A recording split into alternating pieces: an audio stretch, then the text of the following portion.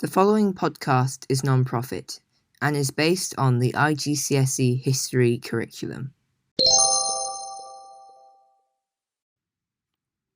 Hello, just a short episode in which I will go over the Soviet-Afghan War, which began in 1979. Prior to the Soviet invasion, a communist-led government had taken power over Afghanistan. Afghans who rejected it were imprisoned, tortured, or murdered. The communist-led government of Afghanistan was rejected by Afghans who plotted to overthrow them. Their leader, although distrusted by Americans, entered discussions with the USA. The Mujahideen, an anti-communist resistance group, was formed. The USSR was worried that other Muslim countries would start revolution. On Christmas Eve of 1979, the Soviet Red Army invaded Afghanistan and were met with conflict from the Mujahideen, a group of tribes in Afghanistan, who were receiving equipment from the USA through Pakistan. While the Red Army used air and land invasions and search and destroy missions, the Mujahideen used guerrilla warfare.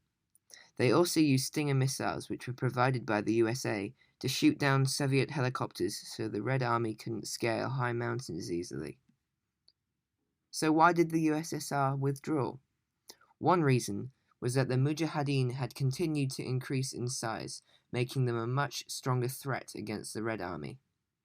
Secondly, the new Secretary General of the USSR, Mikhail Gorbachev, had an anti-war sentiment which changed opinion in the USSR. The USSR signed the Geneva Accords in 1988, and in 1989 the Red Army withdrew from Afghanistan. What were the consequences for the USSR?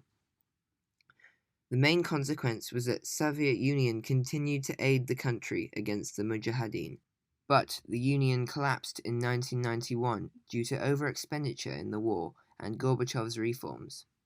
So what were the consequences for Afghanistan?